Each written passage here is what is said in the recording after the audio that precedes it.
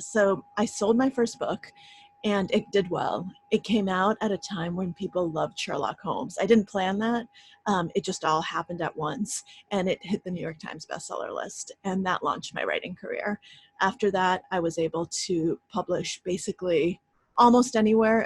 I submitted pieces to the New Yorker for, I think, 5 years before they finally accepted one. So it took me a while to actually start writing for them. But eventually I started writing for the New Yorker. I eventually got as full-time as it gets position with them, started writing for them regularly, published my second book. And then the book we are going to talk about today, The Biggest Bluff, or that I'm going to read from today, was a total departure. So my first book was about Sherlock Holmes. My second one was about con artists. I write for the New Yorker. This is all journalistic. I had the first person beaten out of me. I was not supposed to be a character in any of my stories. And then here we have The Biggest Bluff, which is a first person memoir. And I was terrified. I was terrified because I didn't know if anyone would like my voice. I didn't know if I could pull it off. I didn't know if people wanted to read what I had to say, not journalist me interviewing really important people, but me talking about my life. And I'm a very private person. I don't really share anything on social media. People didn't know I was married until they read my book, and I've been married for over 10 years. I'm very guarded about my personal information. And all of a sudden, I just had to put it all out there. And writing is a huge leap of faith. And I think that memoir writing is an especially huge leap of faith. And everything is different. So tonight we're going to talk through a lot of different prompts. I'm going to have you write scenes. I'm going to have you write dialogue. And I want you to keep in mind that when you're doing this in a memoir, it's actually a little bit different from doing it in fiction, because you have to be true to the truth, to what happened. And otherwise, you're going to find yourself in hot water, which some memoir writers have found when it ends up that what you've shared isn't actually what happened, when people sue you, when you make stuff up. So you have to stay a journalist. And a lot of what you'll hear tonight, some of it is going to be me talking, just describing things, and I took notes as I went. That's very important. And I took lots and lots of photographs. My iPhone has thousands of pictures from this memoir journey, because it was so important to me to make sure that I remembered everything.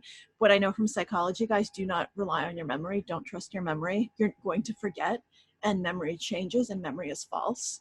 So write everything down. And I had multiple tape recorders with me all the time, and my iPhone. So some of the dialogue you hear is actually going to be verbatim taken from transcripts. I hired people to do transcripts of lots and lots of my life, which I got into a habit of recording, and everything else was recreated, but recreated trying to be true to the person. And this was a personal choice for me. I actually showed every single person who speaks in the book, I showed them a draft before I published it, because I wanted them to be happy with how they were represented. And a lot of times I wasn't going to change anything factual. This wasn't like, oh, I don't like that you said this about me.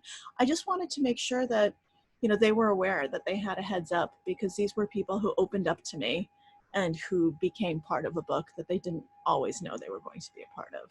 So I made that choice, and I think that that's something that you have to decide personally if you're writing about other people, but I think it's a nice courtesy to give them this prompt. And you can probably tell where this is coming from, since I entered an entirely new field that's 97% male, is what is the scariest thing you've ever done on purpose? I want you to describe the experience in a scene. So what was it? Why did you find yourself there? What were you feeling? Did you know it for what it was at the time? Or is it only later that you understood what was at stake?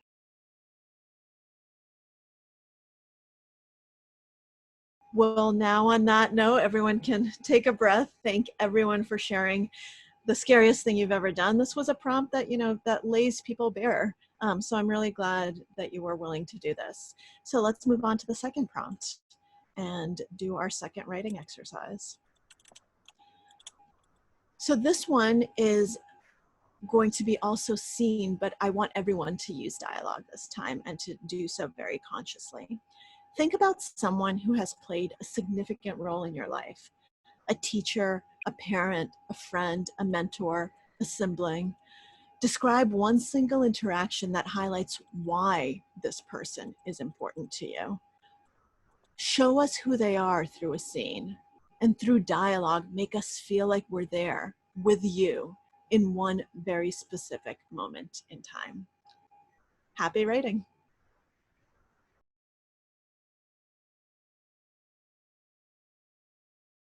So this is your final prompt for today.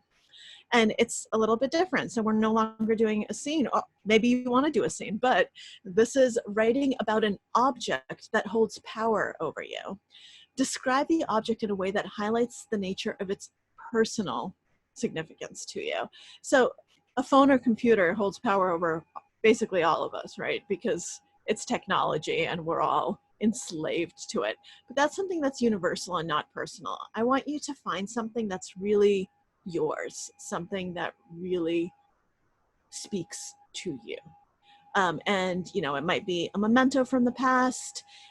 It might be something you've been fascinated with from afar. Maybe it's a lucky charm. Maybe it's something that I haven't even thought of. So let's get writing.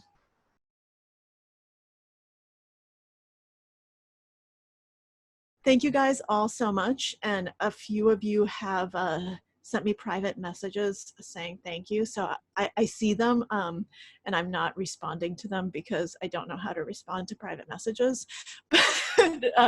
But thank you so much. And thank you all so much for joining and for sharing and for being so wonderful. This is such a great community and I'm glad that for one night I got to be a part of it. Thank you.